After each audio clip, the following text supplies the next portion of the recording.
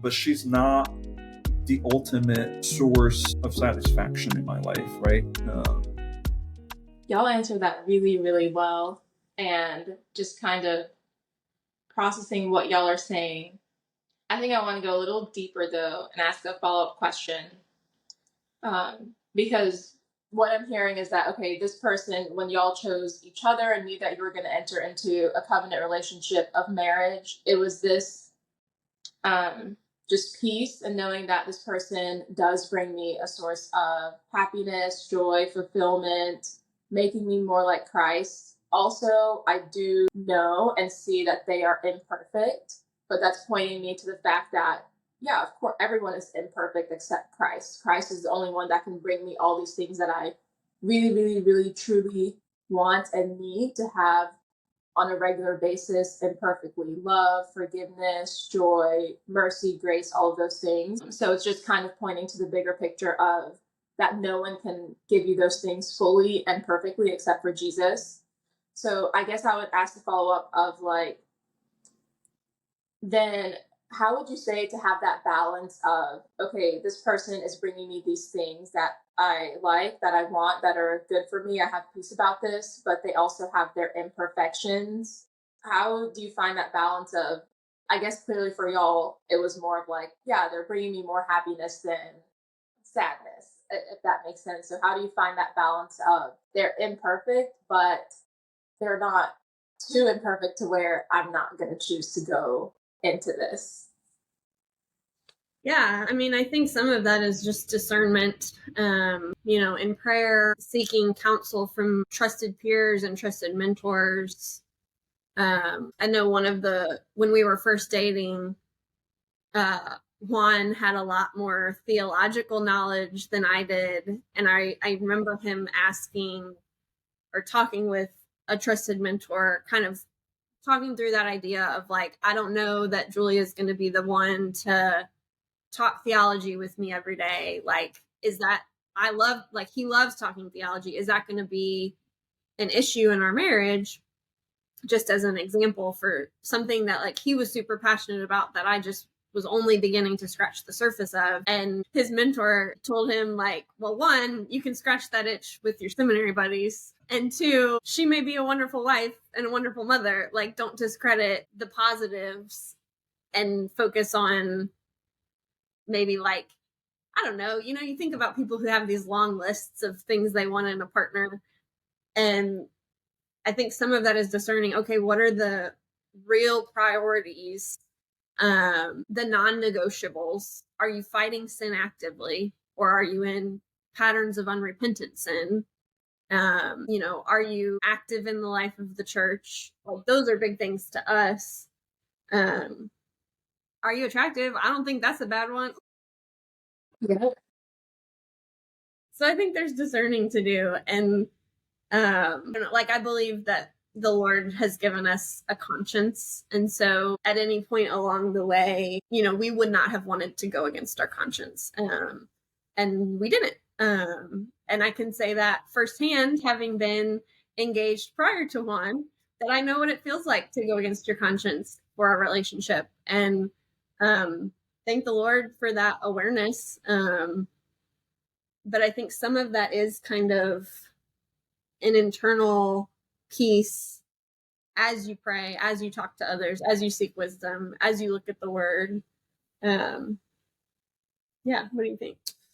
Yeah, I was trying to get to, and you can clarify if we're not hitting the mark on the question, the answer to your question, but couple of things that can't come to mind. So if I or anybody, right, walking and thinking about marriage, been in a relationship, if you start off with a fundamental truth, this person is not perfect and it's going to fail me, then how do you move forward knowing that potentially this person is going to hurt you, it's going to fail you in some ways, right? And so how do you not become cynical and say, well, if this person is going to fail me, he's not perfect or she's not perfect, then I'm going to retreat and not enter into relationships. Well, that's a cynical way of looking at the world, I would say. And in some ways, it's the death of your heart, right?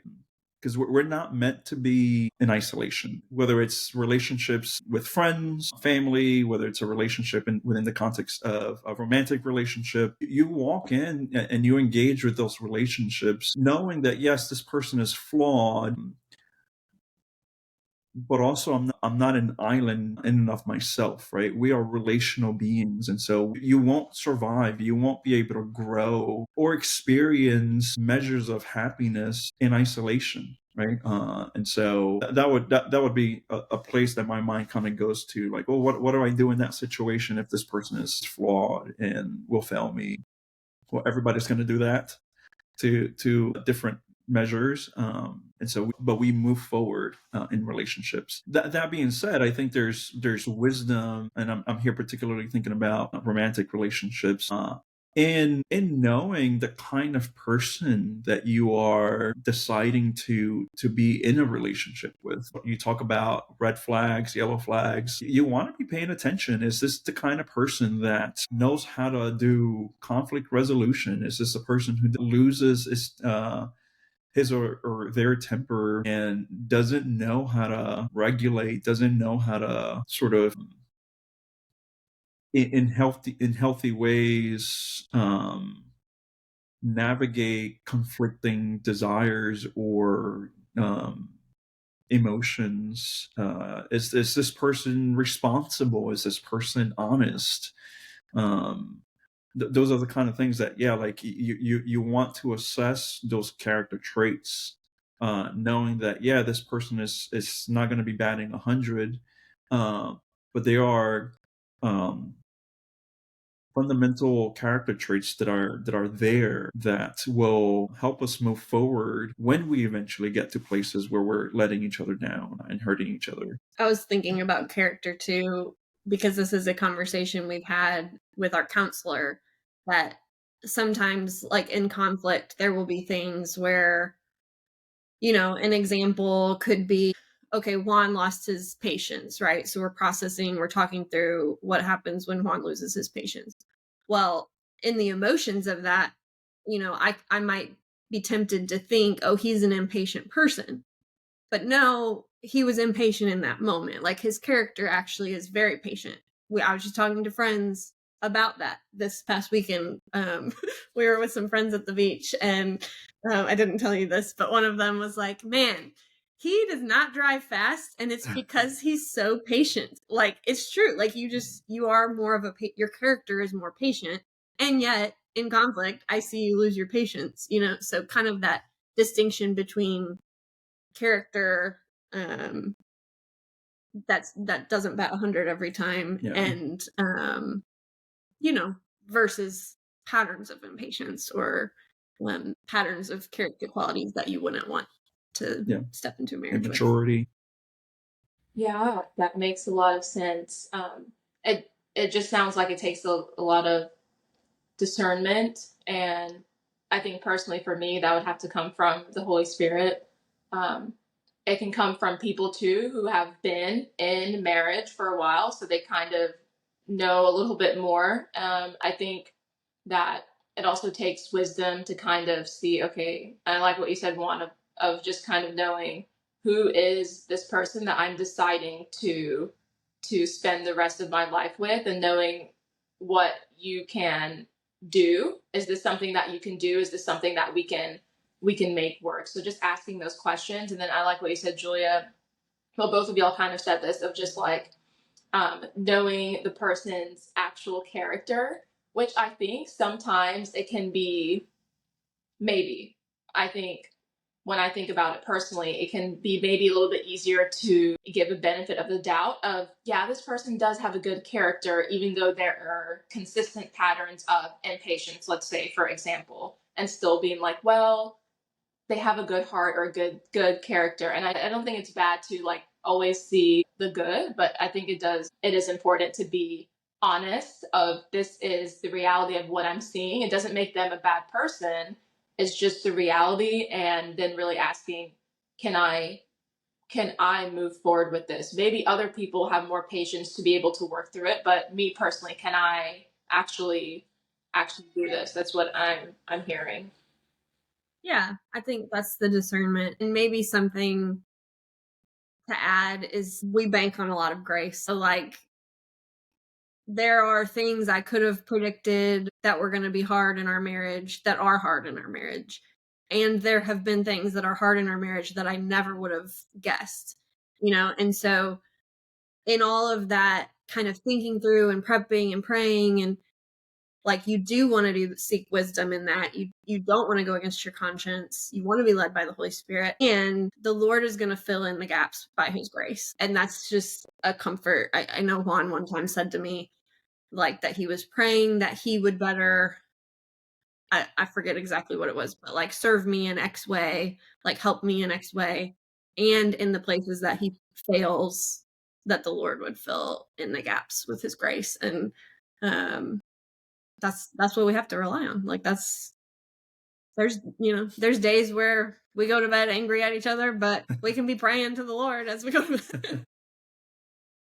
Yeah, that's really good. I like those answers. I'm going to put chapstick on. So give me a second. Okay, so something that y'all have both talked about is just that there are times where it is hard, just in marriage and in y'all's relationship in general. I'm sure every person can relate to that. What do you mean by that? What are some things that can make marriage hard, and then what are some specific examples that y'all have kind of seen with each other? And then I think another question I wanted to ask, which kind of relates, is what is something that maybe has just not really worked for y'all in your marriage that you're like, okay, we need to try to switch this up a little bit? Yeah. Well, maybe a good place to start in answering this question. So, a long time ago, this was when I was still living in New Jersey, and I went to a conference, and the speaker did a little exercise where he said, "How many of you are single?" And plenty of people there. The conference was about marriage, singleness, and so a lot of the people that were there were single. And so he's like, "How many of you guys want to be married?" And so, like, everybody, raised their hands. And he said, statistically speaking, probably 80% of you here are probably going to get married at some point. But out of those 80%, like, all of you who get married will encounter some kind of problems, some kind of challenges, right? And the thing is that you don't get to choose which problems you're going to face as a couple. And so that sort of resonated with me. And so I think in premarital, there were things that we talked about that we kind of identified, like, hey, here's some things that would be hard for us to navigate, and maybe we'll talk about a little bit about that. But there are other things that have been surprising, or maybe more unexpected, I would say, um, about marriage. I would say our temperaments, maybe. Just, I don't know that I had thought about how much of an introvert extrovert dynamics would cause friction, as well as, and these are, like, even as I say them, is like, well, duh, Juan, you should have seen that coming. But like, I just hadn't thought about it, right? But like, Julia is a very much very organized person. Part of what we did in our honeymoon is for her to take my phone out and teach me how to color code my calendar. I'm just like, go with the flow for the most part. It was how to have a calendar, not color code. I was like, I don't do color code, but I'm organized, so that's a different level. It's just to have a calendar. That is funny. But that's been like a source of, I wouldn't say big frustration, but something that we've had to learn how do we navigate this, where there are things that I need to learn to do. Like, if we're gonna have people over, if we're gonna host, we need to talk about it, put it in the calendar. But I also need room for me to function the ways that I'm naturally wired. I like being spontaneous. And so I think that's probably one of those places that I'm like, I hadn't thought through what that would mean for us in our marriage specifically. And for us, maybe that's somewhat of a unique situation in that, like, I'm one of the pastors on staff, and so I enjoy it, and I think Julia does enjoy it as well. But just being hospitable to church members, having people over to our place, to me, that's like I get energy from that, but that zaps her energy in some ways. And so, like, just trying to navigate, like, well, how can I be sensitive to her needs so that she can, in those moments, be serving people and hosting people out of a place of strength and not of a place of she's depleted, and so I don't want people here, or those kinds of things. I would say it's been a challenge for us. Yeah, I think we've grown in that one as far as kind of sensing who can give in the moment. So, like, am I able to say yes to a spontaneous thing after a long week because I know that's going to be life-giving to Juan? Or is he able to, stay at home with me and it just be us because he knows that's life-giving to me? It still surprises me, though. Like, sometimes we'll have something Monday, Tuesday, Wednesday, Thursday, and I'm thinking, man, we've done a lot. Like, we've had a lot on our calendar this week. And Friday comes, and in order to recharge, Juan wants to hang out with friends. And I'm thinking, we've been with people all week.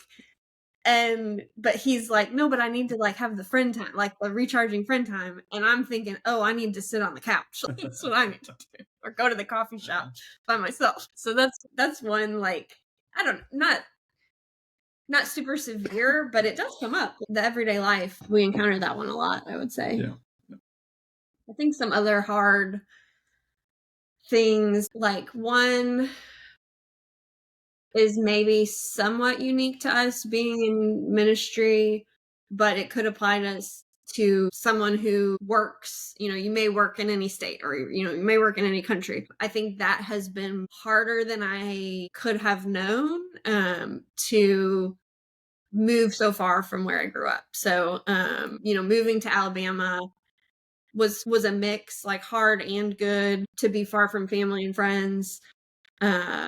But then to have, the way that our story worked out, we ended up moving again 3-ish years later. And so just to get even further from family and to, kind of hit the reset button where it's like, okay, now all these friendships that we've invested in are going to be at a distance. And so we need to make new friends and, find new jobs. That has been like, we feel confident that we're walking in the Lord's direction, but it hasn't been without difficulty. There's been lonely days, there have been sad days, there have been lots of conversations where, I'm thinking one way about something and he's thinking another way about something. So I would say that's just kind of some life stuff. I mean, finances, before we got married in premarital counseling, they told us, like, finances that are the number one cause for divorce. Like, you think it's sex, but it's actually money. We have different relationships with money and views on money and spending and saving, goals. And so that's something that we've had to learn how to identify, like, what are our shared goals and how do we get on the same page with saving or spending to move towards those goals. Those are some examples. Yeah. Probably. And this one we kind of knew, and I think we're growing in navigating those waters. So, like, we're in a biracial relationship, marriage, right? And so the ways that I grew up and how I relate to my family, there's a lot of overlap in the ways that you relate to your family, but there's also some discontinuities there, right? And so my brother and I care for my mom in some specific ways, and then just learning how to navigate the dynamic of, yes, I have left and I have clung to my wife, right, and leaving and cleaving, and she's become now the priority in my life. My loyalties lie here first and not my family. But culturally, I would say, and you can talk about this from how you experience this, culturally, I would say that Latino culture probably tends to be a little bit more communal, more everybody is playing a role that helps benefits the family as a whole. We're not so much as individuals as North Americans will probably lean toward. And so just kind of navigating those dynamics of, like, okay, I have yes, I'm married, and my unit, my home is the primary responsibilities, but I also have a calling to care for my mom, help my brother care for my mom, and what does that look like financially? What does that look like relationally? And how do I respond to needs in ways that don't betray my responsibilities and calling to my marriage? And so kind of learning to navigate, like, man, they're often not often, but I would say sometimes, or fairly often, they feels like those aspects of my life, of our marriage, can often feel very like they're competing against each other. And so learning how to navigate that in ways that are honoring to God, honoring to one another and our commitments and our promises, but also honoring to my mom, my parents, my family. Yeah, so how would y'all, and thank you both for sharing those examples. I think those were good and specific. How would you say that y'all have kind of learned how to navigate that with, I'm sure compromise is a word that might maybe come up, maybe, but how would y'all say that you've learned how to navigate and work through some of the different views that y'all may have? Yeah, I well, would say learning. yeah, important to note that we are only 3.5 years in and don't have most things figured out. I think I was thinking about this. I think actually when you're like getting married, you've wanted to like be so sure or something of the decision that you get to this point where you're like, yes, we communicate well. Yes, like you can affirm all these things. And it's like, it wasn't untrue that we felt that way. But then when you're in marriage, it's like, oh, I'm so much more sinful than I realized. Like, I'm much worse of a communicator than I realized. Or I'm used to you now, so I'm not going to be as gentle with my communication. Or I don't know that it's always like this kind of growth. I think sometimes it's like, a lot of failing and fixing and repenting. Yeah, I think so. Which ones we were talking about? Finances. We talked about the move. I think for me, for the moves, a lot of that had to do with my own heart and prayer. So, I think Juan was very sensitive to my perspective on things. But I think that particular hard was stuff I had to wrestle with and pray about. And the Lord's been kind to soften my heart to just like what our life looks like and the people that are in it, and like the sacrifices that has required as being good. Like as I looked to the word, see, take up your cross and follow me, or leave the dead to bury their dead. Like we're not called to stay, we're missional people as believers. So like the more that I looked in the word and was prayerful about it, the more I kind of felt affirmed in the decisions we were making and was able to kind of lean on that as opposed to the emotions I was experiencing. Not to discredit those emotions, they were real, still are real in some ways. But yeah, kind of leaning on the truth in the midst of that. I think another, like, especially with either finances or cultural expectations that are different. People, big word in marriage is communication, right? And so something we are learning is how to communicate for the sake of the other person. So, it's very tempting for us to want to be heard and understood and seen and felt. So it can be tempting to get louder or dig our heels in more because I'm wanting him to hear me so bad. And then he's doing the same thing. And so neither of us are hearing the other person. We're just trying to be heard. And so that's something that we are currently working on. We have not solved. But but like doing things like active listening or, validating of emotions, asking curious questions, taking time to check in. I think especially the further you go in marriage, it can become more routine to just, do your life, like your daily activities, and forget to ask how you're doing or what was the best part of your day, or, what are you thinking about? You seem sad. What's going on? Like, just kind of learning how to care for each other through communication. Yeah. I would say that the things that we're learning may be related to what you're saying. So Jesus in John 12 says that truly, truly, unless a grain of wheat falls and dies, it won't bear any fruit, right? And part of, but if it does die, then fruit comes out of it, right? And so part of what we're learning in moments of conflict is that the more that I am willing to die to what I think is right, the more we both do that, the more we can actually get to a place that we can make decisions together, that it's not going to feel like, well, I'm the one giving up everything and you're not, or vice versa. But if we're both dying to yourself and saying, well, here's what's presented to us, and we need to figure this thing out, we're going to have to sacrifice, both of us in some ways, and respond to this situation, right? And so just the paradoxical experience of the more that we dig our heels in to our perspectives and my wants and how I want it and the way I want it, we never get anywhere, and like our wheels are just spinning, right? But when we take a step back and kind of maybe even put ourselves in the other person's shoes and understand what are the things that they're fearing, what are the things that they're longing, um, and how do I try to meet those needs,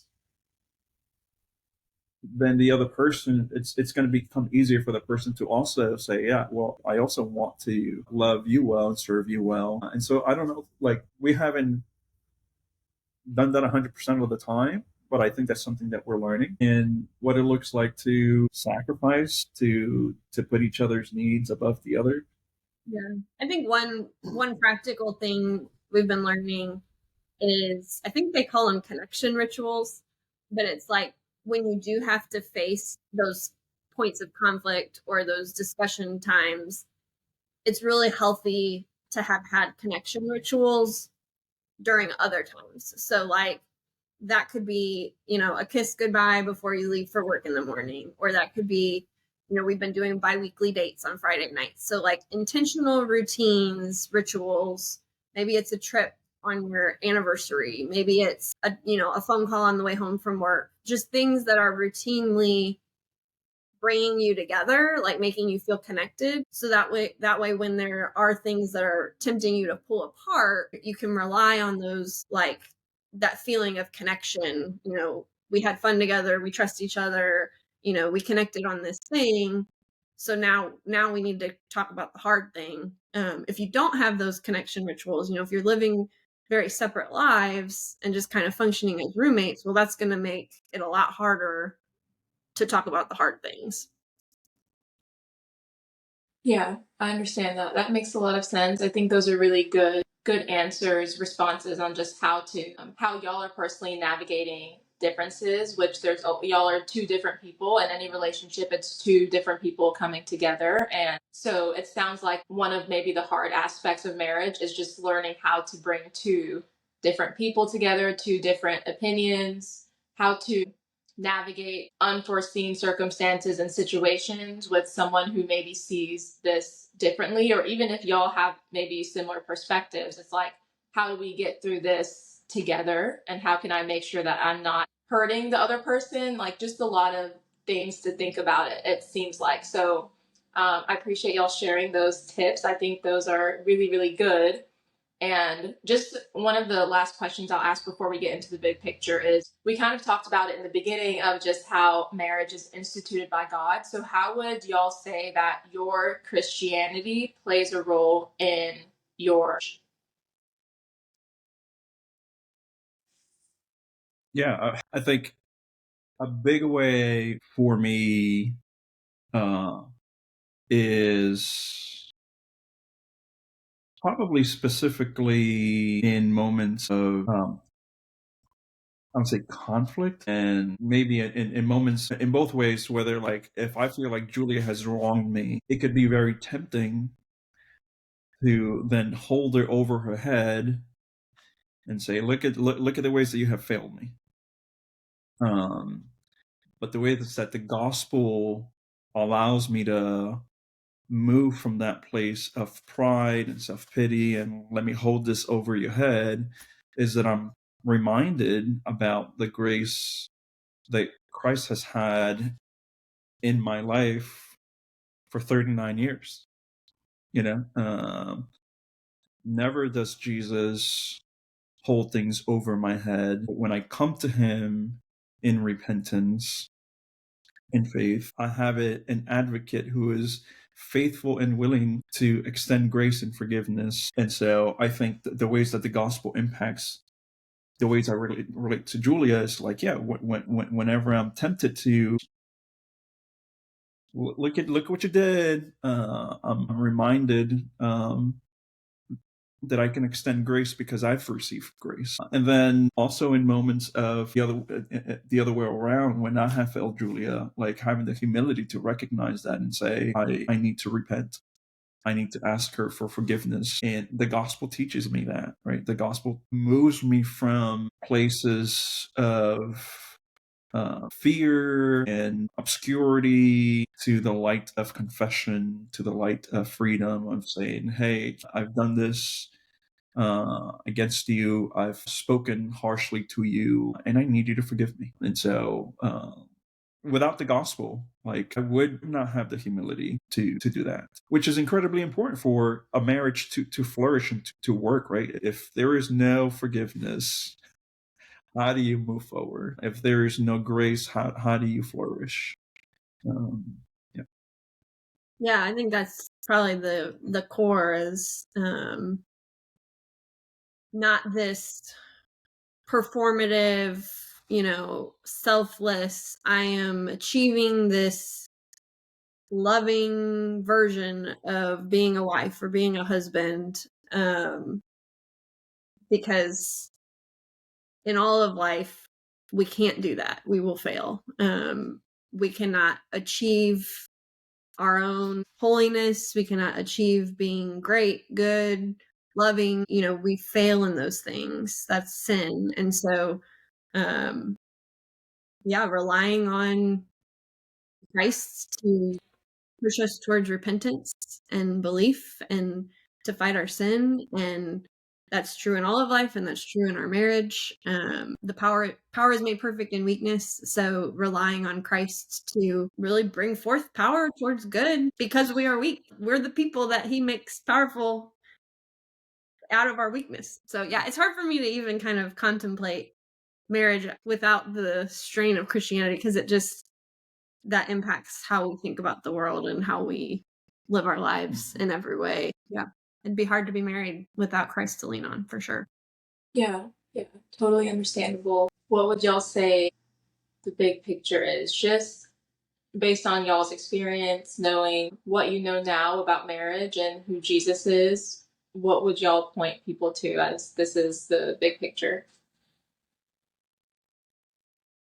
Yeah, I'd probably go back to like your first questions about like what is the truth of marriage, big picture. Maybe to put it a little bit different, marriage is not about you, right? It points to something else, to a bigger reality, to a bigger dynamic, which is Christ in the church, and how Christ loved and sacrificially gave himself for the church. And so marriage, it's not about me. It's not about Julia, and it's not less than us, right? It includes us, but it's more than my personal life, And so, which if that's true, then there's marriage. That reality makes marriage harder but sweeter. Harder in that you're called to do something that by nature we're not bent toward, right? If marriage is not about me, it's about another person. We're not wired to make life about others. We're wired to make life about me. You're going to serve me, and the ways that we treat people is either to be a means to an end, an obstacle to our end, or irrelevant to our end. But when you are looking at marriage through the lenses of gospel realities, then marriage is not about me. Then it removes you from this self-centered reality that puts you at the center of the world. But it's sweeter because that reality makes it sweeter, because then I'm free to love someone else completely. I can live to serve another person. I feel like it's always true when we are. The moment to feel most satisfying is when you're less self-conscious of your, like when you're thinking about yourself less. Mhm. And if I can get there in loving Julia better without, not saying that I'm irrelevant, but thinking of myself less, I experience more joy in that. Read a little bit from a poem. I'll only read a tiny bit because Juan was telling me not to read the whole thing. But we really have benefited from the teachings of John Piper, and he wrote a poem for his son when his son was getting married, and it's called "Love Her More and Love Her Less."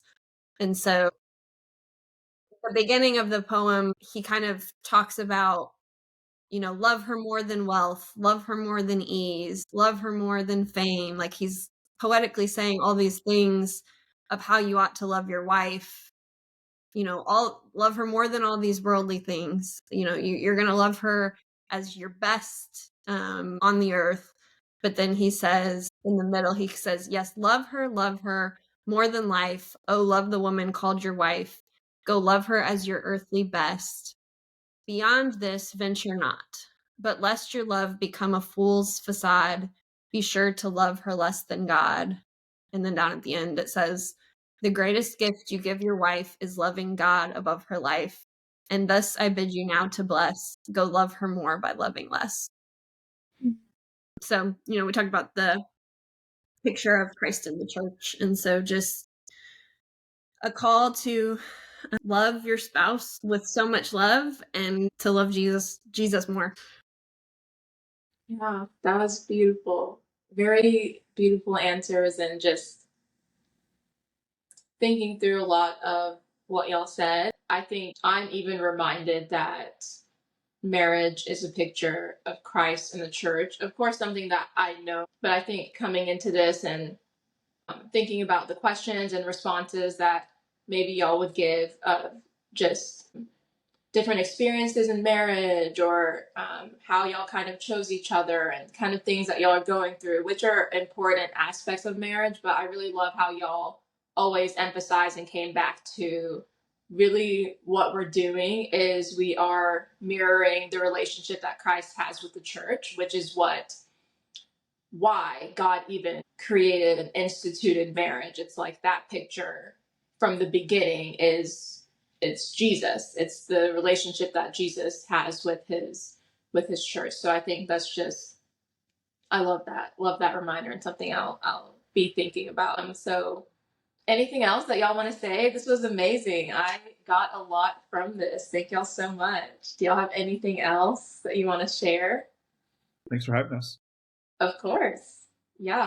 Hopefully we'll have much more wisdom by, you're 30 or something. Of course. I'm going to have to invite y'all back like in 5 years and ask the same questions and see how y'all would respond. But yeah, I think obviously it's a learning process, just like the rest of life is in general. So thank y'all for coming on. Thank y'all everyone for listening, and I hope that everyone was challenged, encouraged, blessed. I know that I was. And you can definitely follow the Instagram page, watch this on YouTube, listen on Apple, Spotify, all the things. So I'll see y'all in the next episode. All right. Take care.